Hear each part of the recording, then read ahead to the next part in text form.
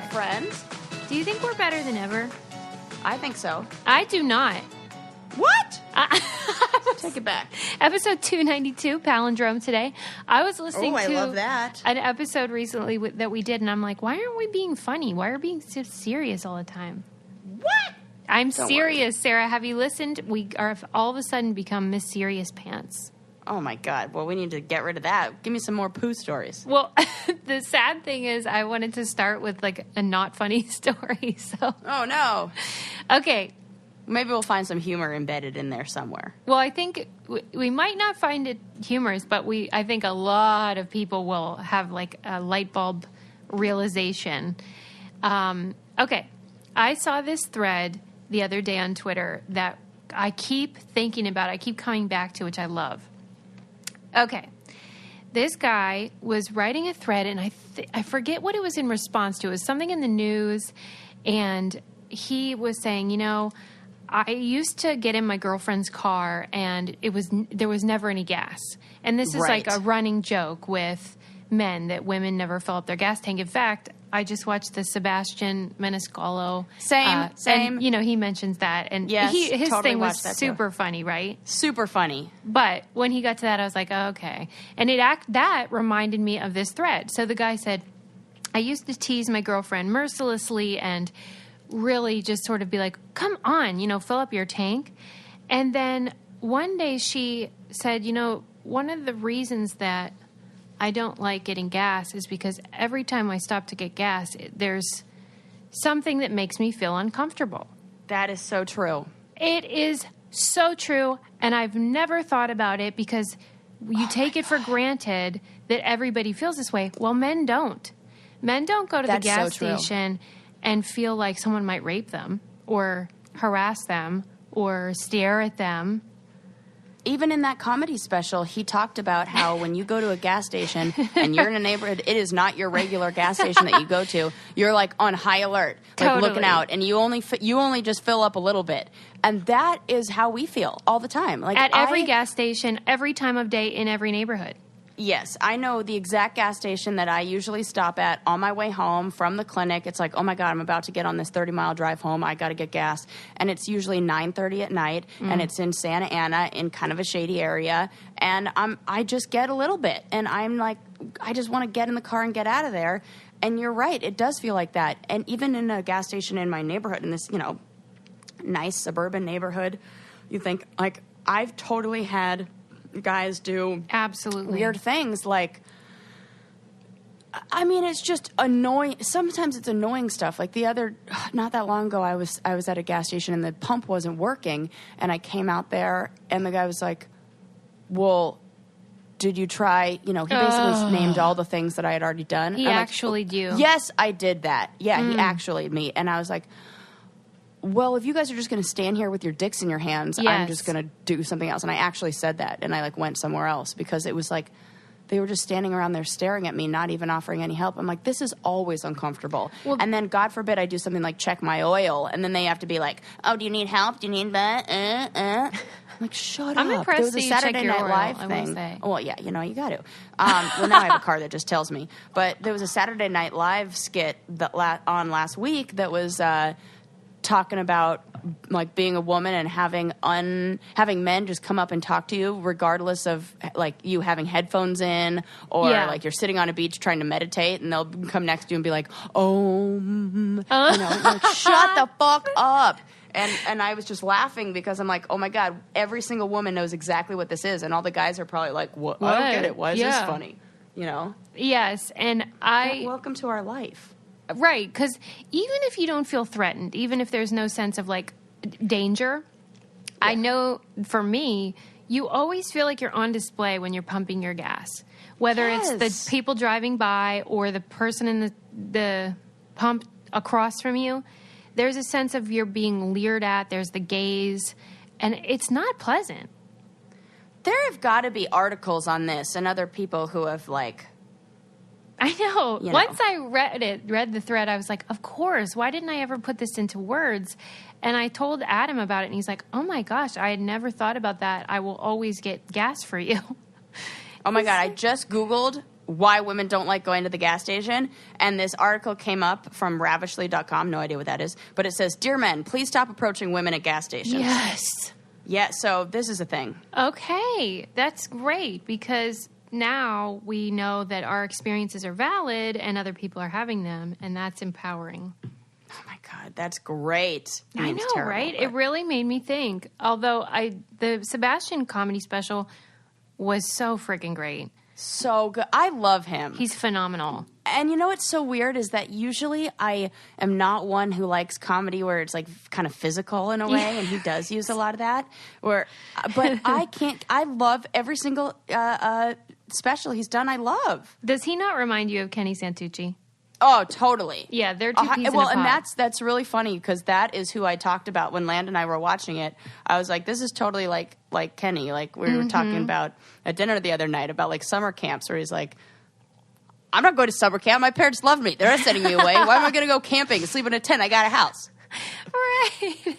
His reactions to people too, where he's just like, where the fuck are you going? I forget what that is even reference to, but that's Kenny. It's just like, where do you think you're going? What are you doing? Right. It's totally true. Well, one thing I'm definitely doing is buying crap on Instacart now. Oh my God.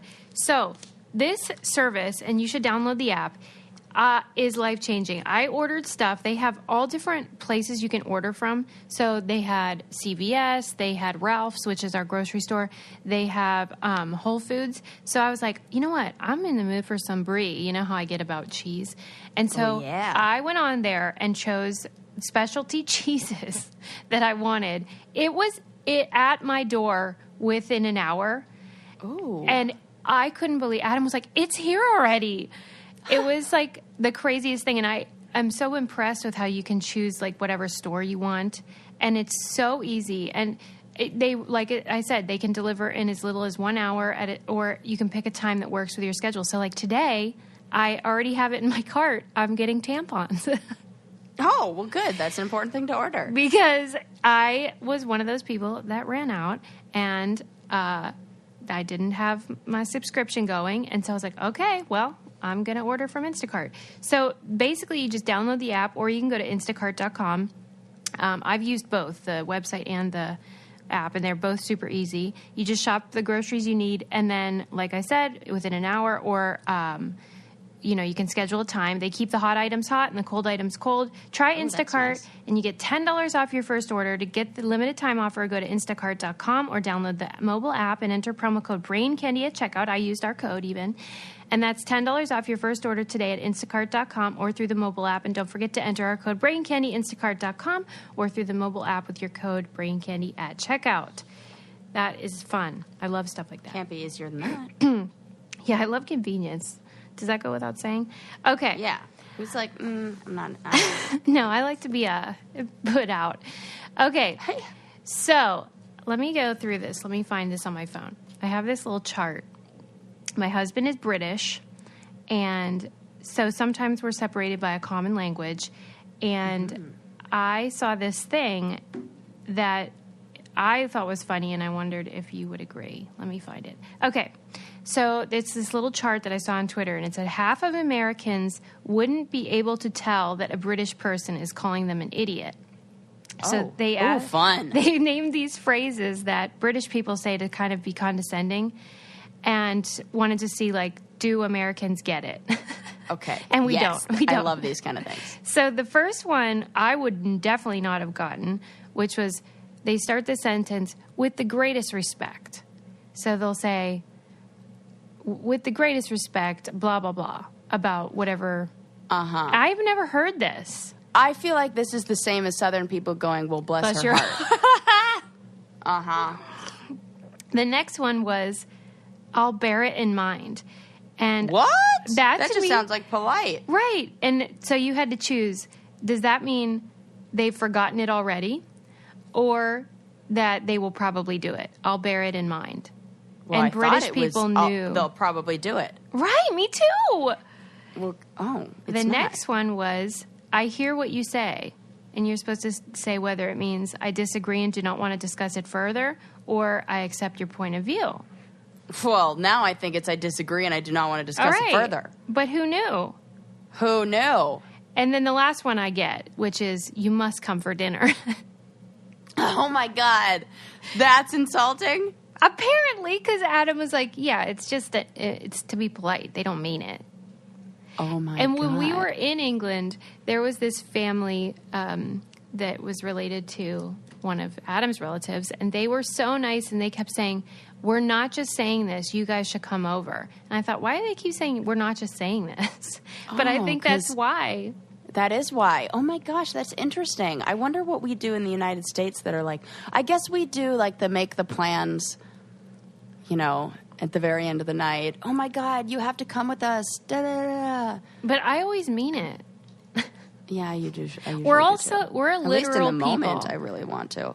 Yeah. Yeah, maybe, you know, like, it's probably won't And then I happen. sober up and I'm like, whoa, what did I just agree to? Oh, yes. That I have done. Tipsy plan making. Yes, that's what I'm saying. A mistake.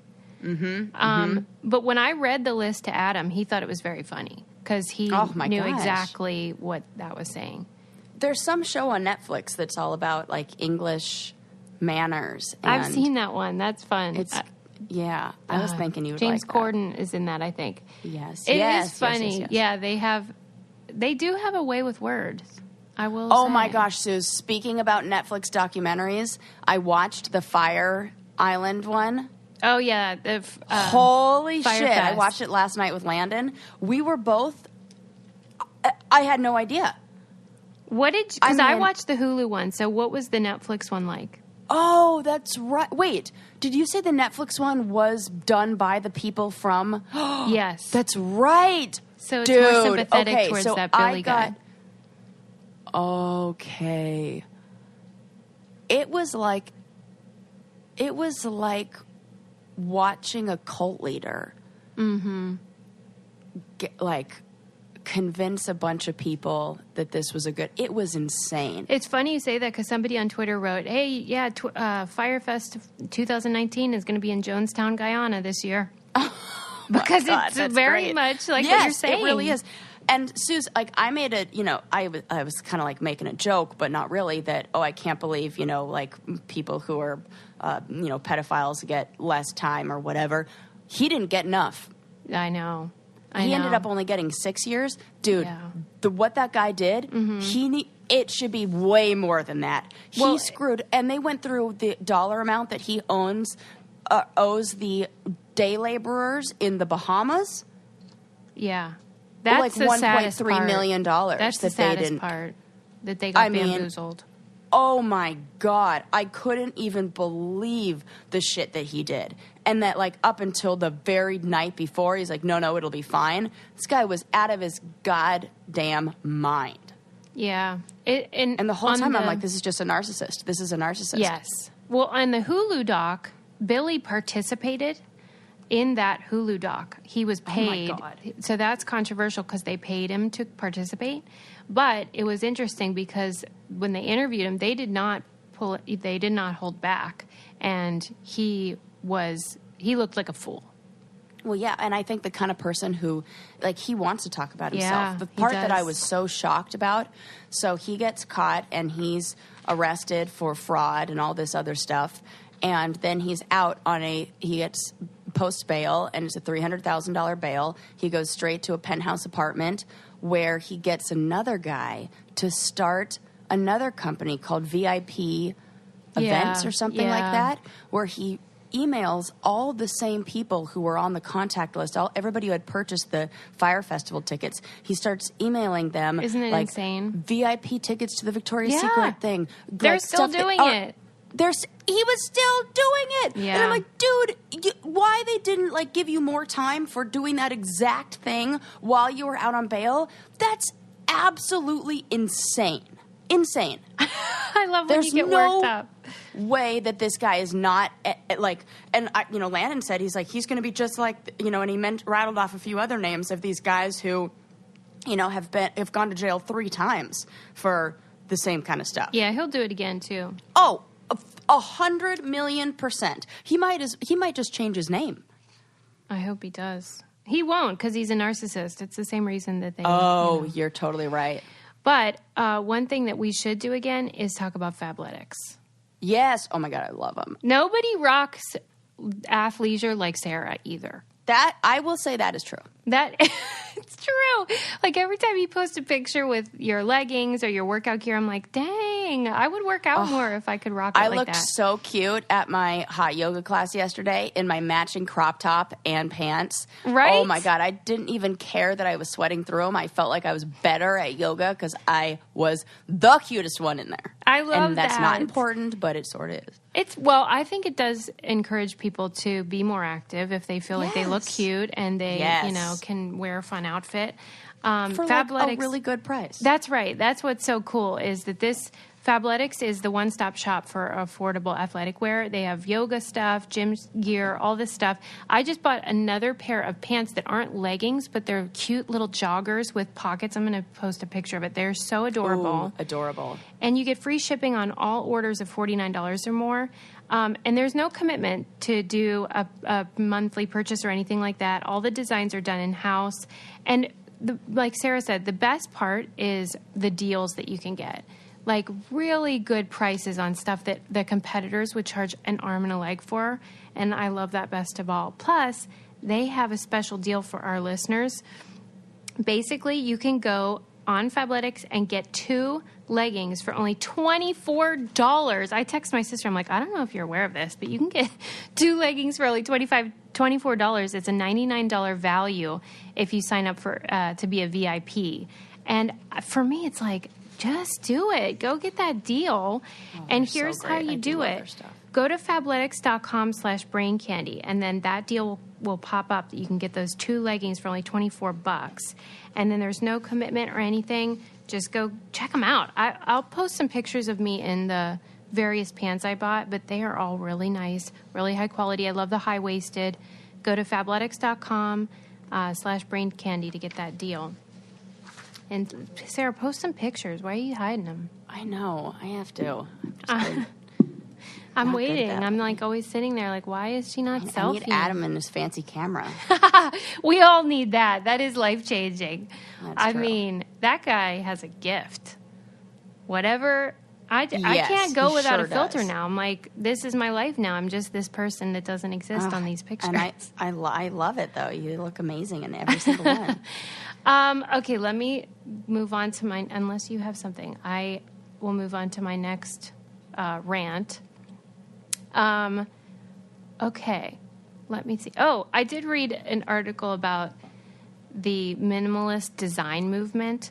You know how, like, everybody's into that same look of, like, everything's white? What are you... Scandinavian. Are you into that? Yes, it's like a Scandinavian look. Yeah, and I guess it works with the mid-century modern thing that everyone's got going on. But you're more into, like... The article that I was reading sort of was joking about how everyone has shipboard, which you... Am I even saying that right? Yeah, the shiplap. Yeah. Shiplap, thank you. Yes. Yeah, yes. What... And so, how does that... Because it's like more of a farm thing, though. Right. That was made popular by... what are their names? Yeah, the Gaines. Yes. Chip yes. and They made that real popular. Yeah, so that's where that started. One theory was that this movement towards minimalist design was sort of ushered in by the 2008 recession. That before, in the early aughts, there was a lot of heavy brand name stuff. Like everything had the name of Fendi or whatever, which is now coming back in fashion. But then when everyone lost all their money, it became kind of gauche to brag about how much you had. Yeah. And so everybody started scaling down. And then they were talking about how millennials really prefer to see, for example, exposed brick and, you know, those Edison light bulbs that are like old-timey. And they claimed that the reason is because that means you're not hiding anything. That you can see the brick, you can see the inside of the light bulb, and it signals trust. So they prefer businesses that have that aesthetic because it reinforces their sense of like, well, they're being open and honest with me. Interesting. What do you think of that? I can see that. I can see that. You know, I think it's like anything that everything ebbs and flows, and anytime you get like that over the top kind of look of like, in the 90s did feel like that. Yeah, just things were often like over designed, bedazzled. Yeah, it was like too much, and so then it goes back to, you know, and it's interesting because we're having the opposite in fashion. Or I was listening to something that said women's fashion is so much more fun now because it's all about different like textures and sequins and velvet and all these like fun patterns and all this stuff, where 10 years ago it was really minimalist and women's clothes were it was going through this very like minimalist kind of thing. Yeah. And now it's going the other direction, but it almost is the opposite of what fashion is doing. So people are doing these really minimalist looks in their homes, and that's becoming real popular. And I think that's that you know, the Instagram and Pinterest and all those things, like we like the clean look, and everything kind of creates like these I don't know, makes you feel calm. Anything that will look good in a picture is going to be popular for a while, because that's what sells now, and what's important is that space on getting your eyeball, getting the attention of your eyeballs. But I went to IKEA the other day, and you know when you first walk in and they'll have like a living room set up right there on the main floor, and it was that like grandma style floral, and I was like, oh, it's coming. It's coming back. All those kind of old-timey things that we think are old-fashioned are coming back. Oh, I love all that stuff. Like that, I know exactly that print you're talking about. You know, everything used to be like that, and then everyone rejected it and was like solid colors, and everything has to be classic, and then now it's time for the cycle to go back. But all that stuff people are getting rid of and like sending to Goodwill, that was my mom's argument. It'll come back in style, but I'm like, it's always different when it comes back. You got to get rid of it. It is, with the exception of like, you know, those classic. Well, yeah, like if you have we didn't. It was all garbage.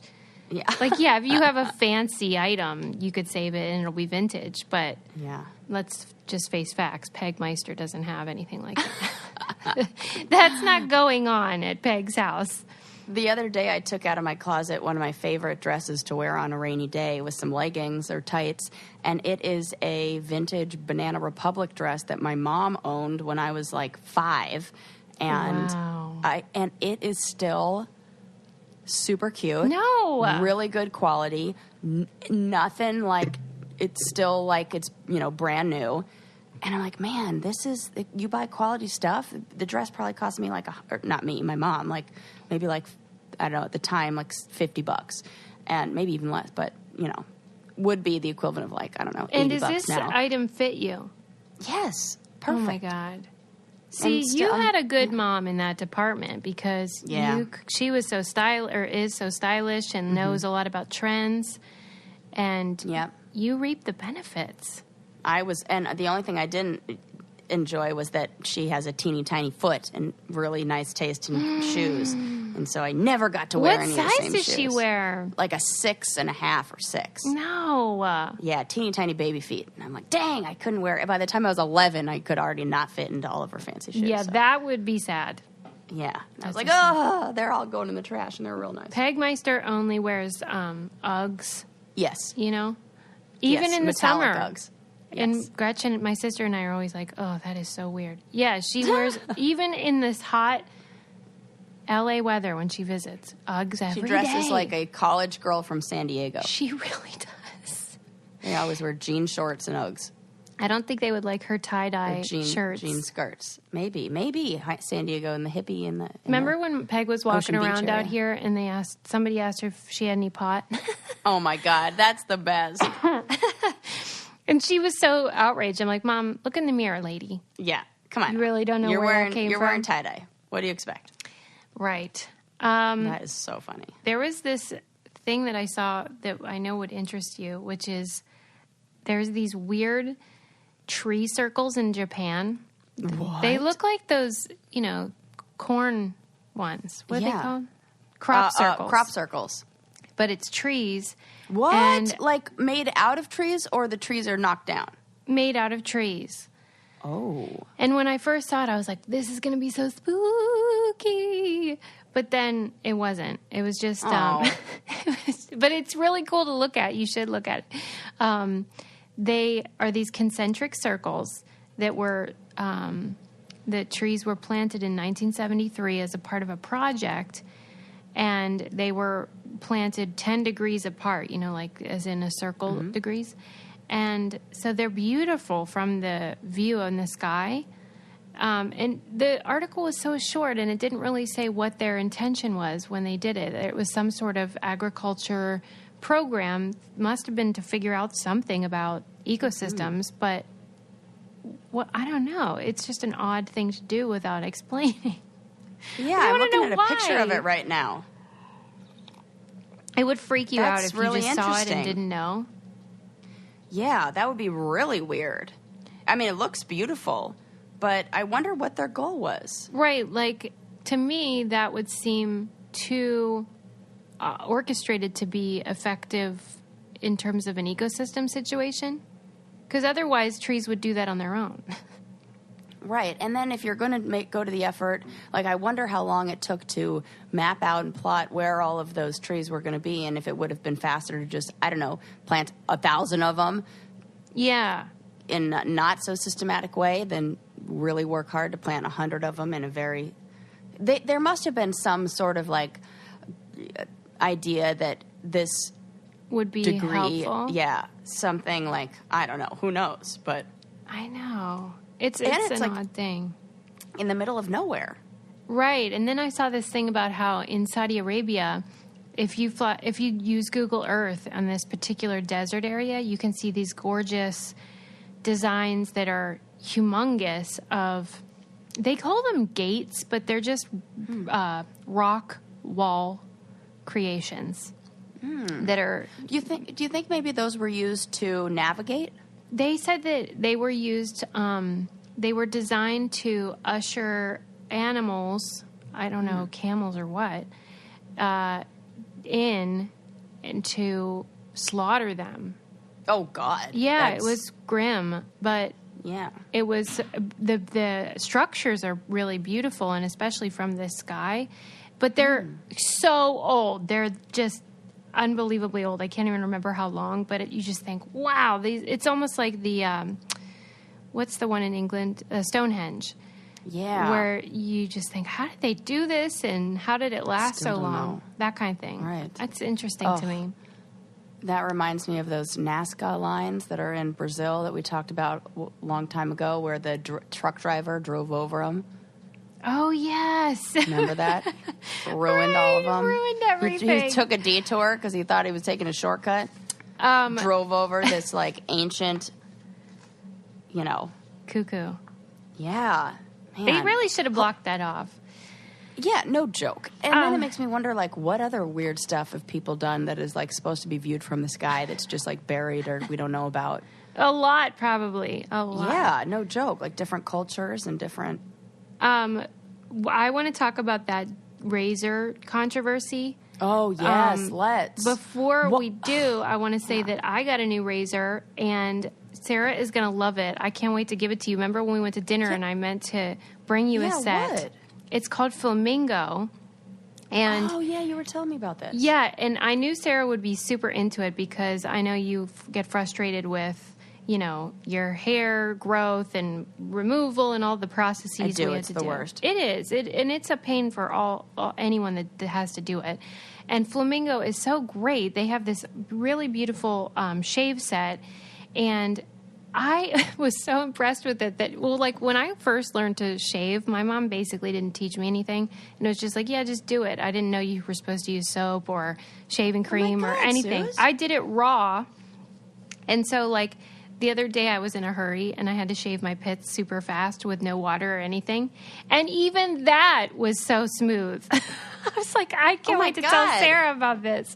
Yes. It's like, if you can do magic. it dry, that's saying something. You shouldn't do that, but I was in a pinch. But anyway, they have really nice 5-blade cartridges that come with them. They have really nice foaming shave gel with aloe in it, body lotion. It's a beautiful set, and you can get your set with all the shave essentials from Flamingo, the brand that Vogue, Glamour, Well and Good, and Fast Company are all talking about. It's a $22 value for just $16 plus free shipping today when you visit shopflamingo.com/braincandy. That's visit shopflamingo.com/braincandy to give it a try. And Sarah, I bought you one, and I will give it to you. Oh, good. You will love it. Yeah. Hair removal sucks. Sure does. You got to find the right anything crap to make that nice. Mm-hmm. Yeah. Okay. What do you think of that Gillette controversy with the men's razor commercial? The thing I'm most upset about is that we're calling it a controversy. Well, it was. Because, like... Not to me, but... Right. My supervisor played that commercial in our supervision because she's like, this is, kind of how we were talking last episode about that toxic masculinity stuff and, what men are dealing with right now. And I feel like this is just a really important reminder and kind of, I saw somewhere it was like, nobody asked for this. And I was like, people don't need to ask for it to do the right thing. Well, the thing that got me was that men were saying, like, how would women like it if commercials told you how to be? And we were like, they do that all the time. You mean every commercial ever? Right. Saying that I'm not good enough as I am? Oh, my God. Exactly. Right. Like my eyelashes aren't good enough. And it's whatever. not saying, like, you're doing so bad. It's like, look, this is what's going on, and let's be better. Do better. Mm-hmm. I mean, I think it's just being honest, You can't say that these things aren't happening. I mean, I can understand an argument saying that the commercial missed the mark in terms of messaging, and I've read pieces where they compared it to the Colin Kaepernick Nike ad, which was so inspiring, whereas this was more condemning. And I can see maybe that argument being like, they could have made it a little bit more positive. But I think the message was important. And I think sometimes you have to be, sometimes being too gentle is not getting the message across. Like, there's this other ad out there, commercial, I don't know what it's for, but it's a woman who's in a box or like a room out in the middle of some, metropolitan city, and she's going through opioid withdrawals. Okay. And she's like put herself in this box so that people can see what it's like to go through withdrawals and to do all that. And the whole thing is like, I'm going to pull back the curtain on what this really looks like to show people. And you kind of have to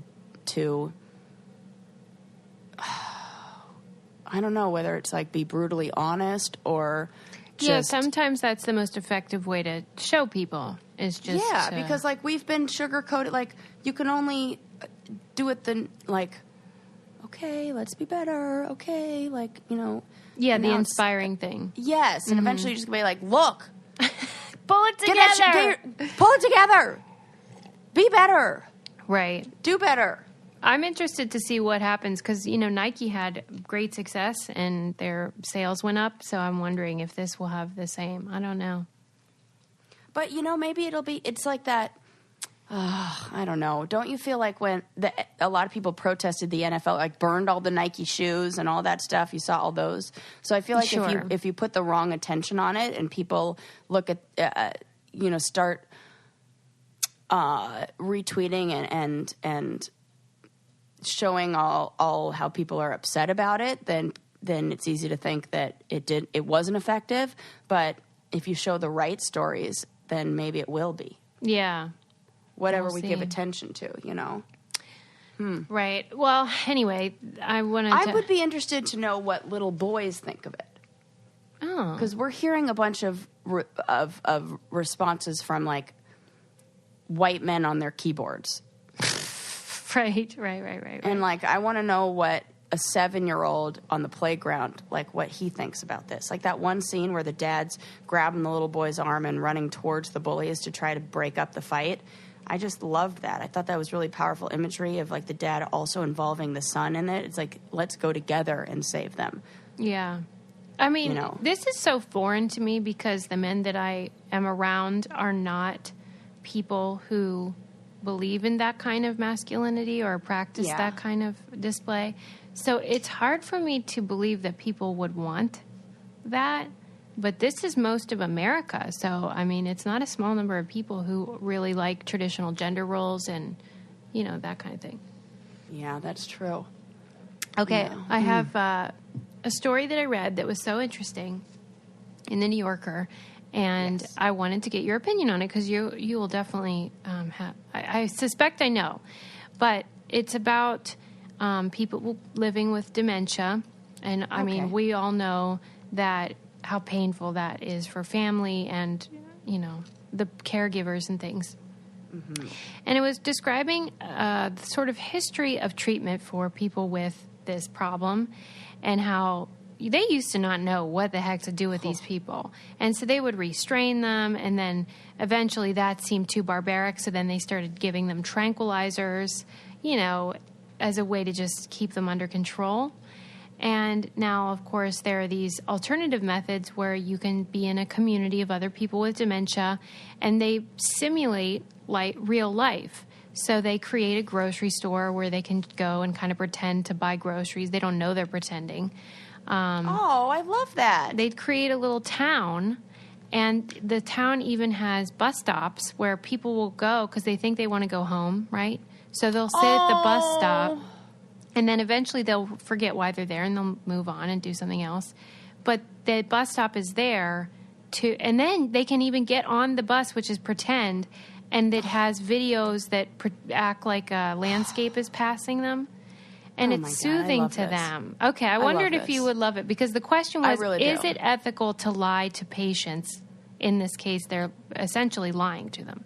I don't know if it's lying to them. I think it's going with, it's kind of like, okay, so I've heard that in training hospital staff and people who are working with these people, they use improvisational comedy techniques where it's like yes and they go with whatever the story, the person, because it creates so much confusion and awful feelings when you try to, like, their mind doesn't know. They believe they're there. So it's almost cruel to be like, nope, you are not 14. Nope, this is not your neighborhood. That causes feelings of like panic and... Yeah. So, to me, this is a no-brainer. No-brainer. I think it's fantastic. They're referring to it as compassionate deception. It's great. Yeah. I think it's wonderful. There are all those safeguards in place. I think that's what it should be. It creates normal living. It got to be easier for the employees and the workers, because there's not the problem comes when things do become confusing for them. Mm-hmm. That's the trauma. I love this. And this reminds me of a wonderful story I heard on, I think it was This American Life, about a town in, I think it's somewhere in Scandinavia or some like Finland or Norway, something like that. But it's a town where almost everybody living there has some sort of like psychological disorder, and the people who are in that town take in these people, and like they're almost like what do you call it when you're a student, like an exchange student kind of thing, but they have them in their home, and some of them stay for like 20 years, and a lot of them are families that had children who, had schizophrenia or whatever it is, and now they just want to help this community, and it's an entire community that understands the majority of the population here are mentally disturbed, and it functions great. Everybody's easygoing. They understand like what's going on, and the people are healthier there. Mm-hmm.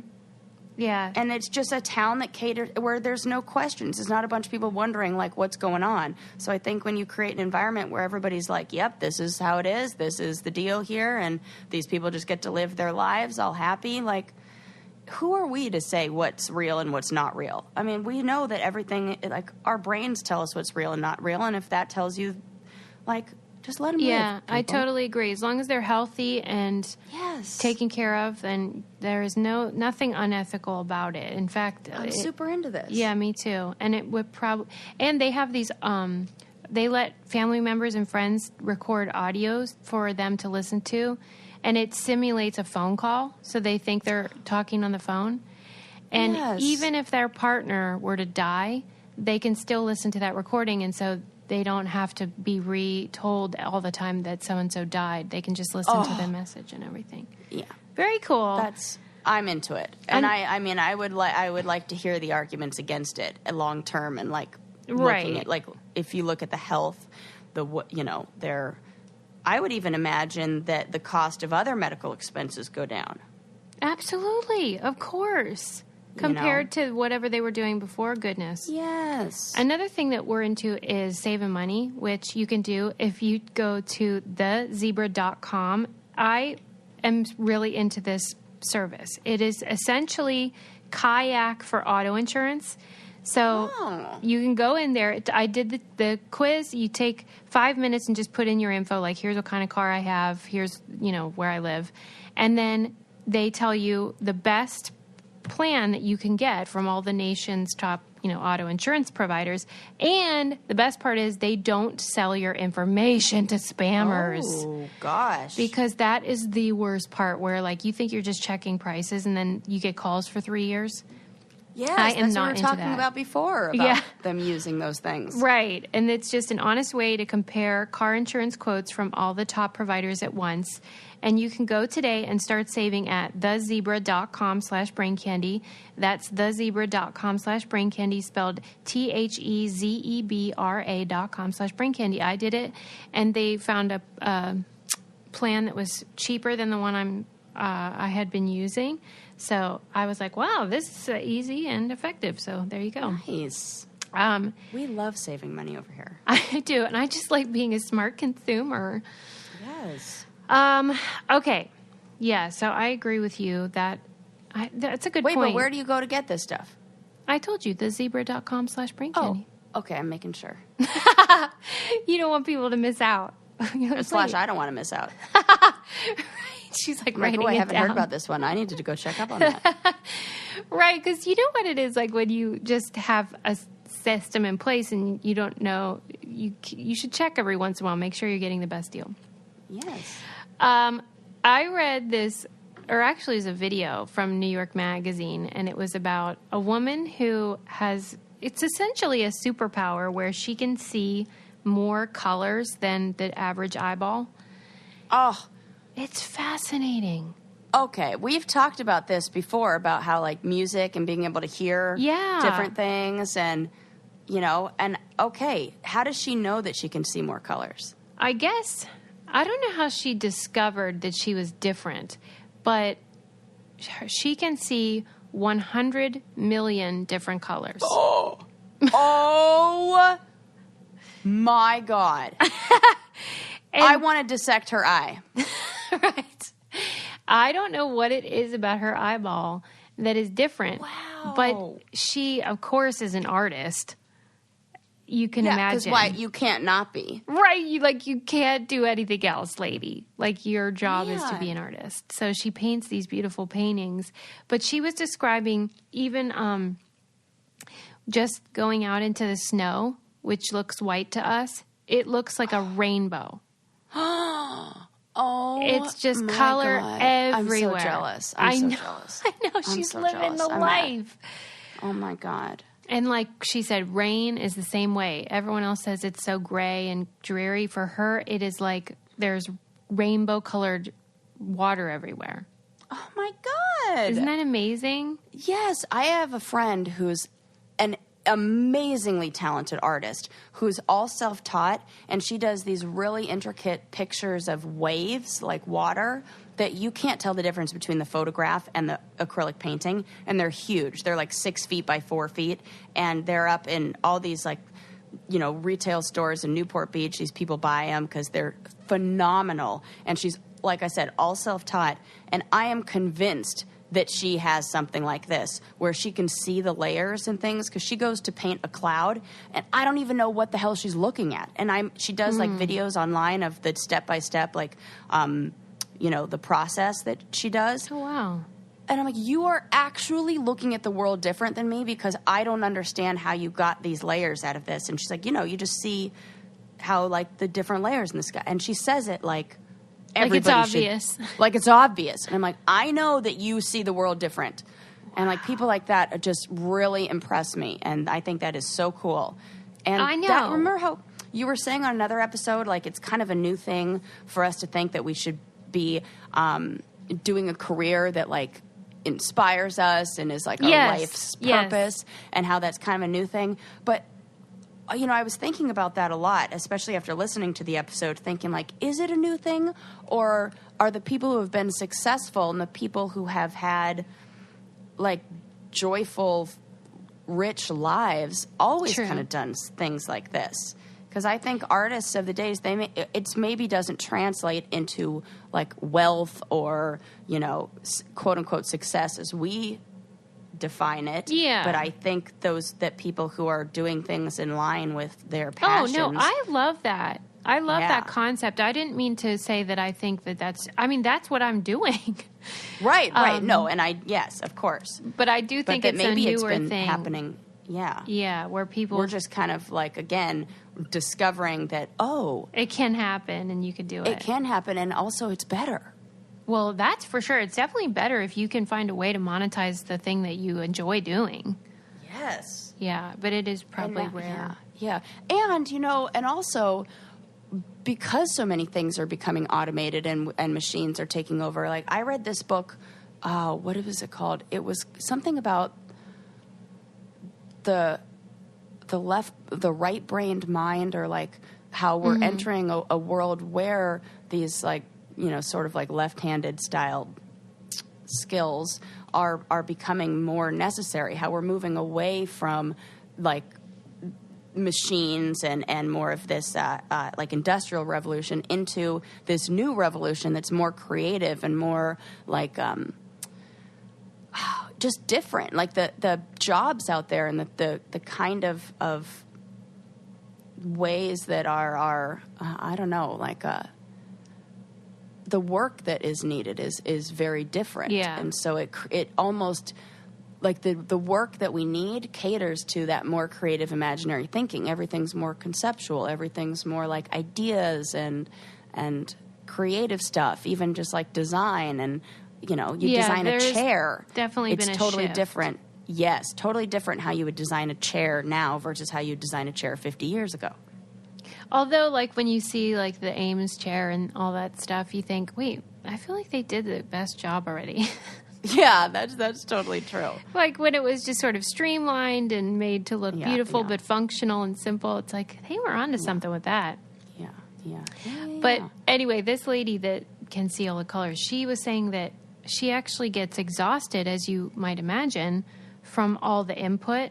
And so sometimes she has to close her eyes, and even then she still sees color. I wonder what her dreams are like. Oh, probably crazy. Yeah. She says Or she if likes the to wear the dreams, like- color black Oh, and white. interesting. Yeah.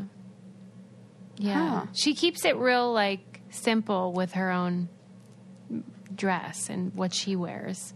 I wonder if she has difficulty matching black and black, since Yeah, for because us it might not look like we might not notice the differences in the tone, but she's like, oh, one is super light and one's super dark. I can't wear those together. I know you'll love this. Her partner is colorblind. Oh my gosh. That is super cool. Why? I know, it's so funny. Like, I know what you're going to love, but I don't know why you love it. Right. I don't know why I love it either. That's super cool. I was super interested in this a while back. So the NFL took into consideration color blindness a couple years ago. They were doing these these Thursday night games where they would call them like color rush game or jerseys, and it was really just an opportunity for the teams to come out with a different color and then get people to buy a different jersey. But so they would have these like kind of different colors on Thursday nights, and they noticed that they were getting a lot of like write-ins from people saying, I can't differentiate between the two teams, because they would have a brown uniform and a green uniform, and people who were colorblind couldn't see the difference. And so they met with like people in like optometrists or people in the eye world, and they made it so that no two teams playing against each other would have conflicting jerseys for people who were colorblind. Wow. It wasn't even a problem until they, realized it was a problem. And they were like, oh, wait, they can't tell the difference. And so that goes across the league. Yeah. Nobody can have that. No, they make sure that the people playing against you can differentiate between the two teams if you are colorblind. Dang. Yeah. I can see that being a real problem. And then I told my friend who was colorblind and also a sports fan about this, and he was like, okay. I'm like, this is a big deal. Don't you see they're doing this for you? Right. That's he so didn't funny. care. Well, I mean, I know one thing, that if you can smell good, you want to smell good. Yes. Who doesn't? I was trying to do like a sensory shift there in the conversation. We were talking about sight. Now we're talking about smell. Okay. Yeah. If you want to smell amazing, and who doesn't, then try Scentbird, because here's what's fun about it. You get a sample size. They call it that, but it's really, quite big. Like, it lasts a long time for me. Each month you can pick out the fragrance that you want. And here's why it's cool. Like, let's say Sarah's wearing a scent, which happens all the time. And I'm like, what is that? I love it. And then she tells me, and then I can try it and see if it works with my, what do you call that? Pheromones or whatever. Yes. And so you don't have to commit to a giant bottle that you may or may not like. You can try it out, see if you really love it. And that's really fun. Plus, you can do variety. That way you have different scents. You can take your pick, and you can travel with it, which is so nice. I never used to bring perfume because there was no real good way to do it. Mm-hmm. And with an exclusive offer just for our listeners, you can get 50% off your first month of Scentbird today. That's only $7.50 for your first fragrance. Go to scentbird.com/braincandy and use our code braincandy for 50% off your first month. Again, that's SCENT bird.com/braincandy for your to try your first perfume or cologne for just $7.50. Sign on and smell amazing. I should have said it was Scentbird all along. Did I hold out on that? That was stupid. No, you said it in the beginning. I think so. Okay. Any hoodles. Okay. Next up, I read an article that said that, I want to know if you're going to be surprised by this. 1/3 of Americans can't name their grandparents by their first names. No. 1/3. I can't believe that. Right? I can't even. That is shocking to me. Right. Now, are we asking 1/3 of people as adults or as children? I believe, I don't know. Because if you're asking 5-year-olds. No, it wasn't about that would kids. be one thing. But if you're asking adults, that's crazy. Mm-hmm. I've never met a person who doesn't know their grandparents' name. Right. But maybe, so the article was based on information provided by one of those ancestry sites where people, and they had done, a survey, and it was like, do you know the first name of your grandparents? So that's mixed results because you're already assuming that these people are going there in search of learning more about their ancestry, and it's safe to assume that maybe if you were going there, you might not know a lot about it. Mm-hmm. So yeah, you're poking holes in the data. Yeah. Okay. Your pool is a little. Yeah, it's not a representative sample. Right. Thank you. That's the right word. And they were theorizing in the article that maybe a lot of people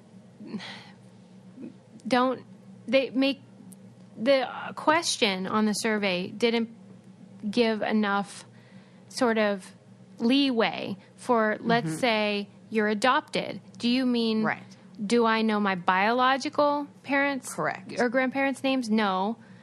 But I know, maybe they know their adopted grandparents' names. So, there wasn't enough wiggle room for people to clarify whether it didn't say biological or anything like that. So maybe there's a lot of people like that. And then maybe a lot of people just don't know. For example, my grandpa used to go by the name Red. His name was Red Meister. He had red hair. And his real name was Earl. So maybe some grandchildren wouldn't know what his birth name was or something like that. Yeah. Interesting. I think that it's really the sampling and the question and all that. There's like you don't this think reminds that's me kind accurate. of the porn, results of like where it's like, yeah, but we have to look at who's searching and who's asking, and right. That's what I don't think it's representative. Yeah, I think you're right when you say it's similar to that porn study, because it's the same scenario where even the people that are providing the data aren't giving you all their information because it's like proprietary or whatever. Totally. So yeah. Because, like, I know both my grandparents' names. I've also never used Ancestry.com or anything like that because I'm like, I'm good. I already know my ancestry. I'm all set. I'm all set. Somebody else did all the work. I do get tempted to look into that just because it's fun to see, when people came to the States and everything. I was talking to Adam about that because, in England, everyone knows they're English, almost everybody, unless you're, an immigrant or whatever. And that's so funny to me because it's such an important part of the American identity that you're like, well, what's your ethnicity? Well, where are your grandparents from or whatever? That they just don't have those conversations. They're all from England. They've always been from England, and that's the end. We're English. Yeah, the end. Right. Like, it's weird to me that my son is half full-blooded English. Oh, that's so fun, though. It's so weird. Dual citizenship. I know. I'm waiting to get that packet back with his passport from England. Yes. It is unbelievable what it took to get that to happen. I had to send... None of that work I want to do. I had to send pictures from our entire life with him, from birth until today, that had me and Adam and Lincoln in the pictures. My actual hard copies. What the crazy one, which I don't even think we talked about in here, is how I was like the person like to sign off on it, right. And like, yes, this is all real. And they were like, no, she doesn't have a good enough job. We're not accepting. They needed me to be like a lawyer or a doctor. They're like, oh, she's a student. No, we don't trust her. They disqualified our application. They disqualified me, and I had to find someone else. Thank you, Matt Neroni, for having a normal job. God, can you believe that? I'm like not even, I mean, am I even allowed to be a U.S. citizen? Fuck. Honest to God, I was just telling this to Adam last night, how I have been in the position for over 10 years of my life as an adult where people really don't know what I do. When I was in grad school, they were like, what do you do? And I'm like, oh, I'm getting my PhD in religious studies. Yeah, but what do you do? That's what they used to say. And then they're still going to do that to you for forever. And now it's like that with this. Like, I own a business. I have a whole podcast network. And, like, my mom doesn't even really know what a podcast is. Right. That sucks because I wish I could be like, here's my factory and here's the product I create, but it's all in the ether. And so it's just like it doesn't exist. Like, but there's 291 episodes. So I get no respect, Sarah. None. Oh my God. It's well, so I respect you. Rude. And so do all the brain candy brainiacs out there. Okay, they're gonna love this. I was reading again in Merriam-Webster because now I'm like obsessed with that website. Yes. About a thing that we all know exists, but I never knew how to name, which is when a word is plural but is singular, like scissors. Yeah. Or jeans. When there's an S on the end, but it's representing one thing. And it's called plural tantum. Oh. It's that word. And it was so weird because it's like they have an S, and then they're treated as grammatically plural. Like you say, my jeans are, not my jeans is. Yes. Which is odd. And then like goggles. But all of these things that we're describing have a left and a right, have two sides to them. Right. Scissors, pants, goggles. Eyeglasses. I'm trying to think of another item that ends with an S that doesn't have like two very clear... Right, like a noun that ends in an S. Two I's. Yeah. It's funny because there was an example they gave of... might have been, scissors. that the predecessor for scissors was shears. And so there was an existing plural tantum shears that then scissors took on as well. So instead of it being, but the noun or the verb form scissor to scissor. Mm-hmm. I know, I laughed Which too. Also has a really funny other meaning. I know, because in the article they used it as like a kid scisoring his paper. But No, I'm just stop. thinking It's too funny. Stop. It's too like, funny. we are too immature for this word. Way too. But it's just weird because that's they take the S off, scissor. But they still like when you think of goggles, it's still referred to as a pair of goggles. Yeah. That's weird, Pair of jeans, man. pair of pajamas. Yeah. Pair of tweezers. Yeah, right. Tweezers. Good example. Tweezers. Still two sides, though. Am I the only one that thinks this is interesting? No, I do too. And I'm like obsessed with finding out things that, you know what? Even clothes. Good one. Wait a minute. No, but Clothes. that's plural. Because if you had a sweater, you wouldn't say my clothes over there. That refers to like more than one item. Okay. It's all right. False alarm on that one. But anyway, Sarah's got to go to work, so we, her non-job that doesn't count for passport applications. Totally. Correct. So have to go do it. We have to say goodbye, but you don't forget to subscribe. We love it. We read your reviews when we're wasted. And yes, please leave us a 5-star review on iTunes or wherever. We love you guys. We love See you, folks. next Have time. a good one. Bye.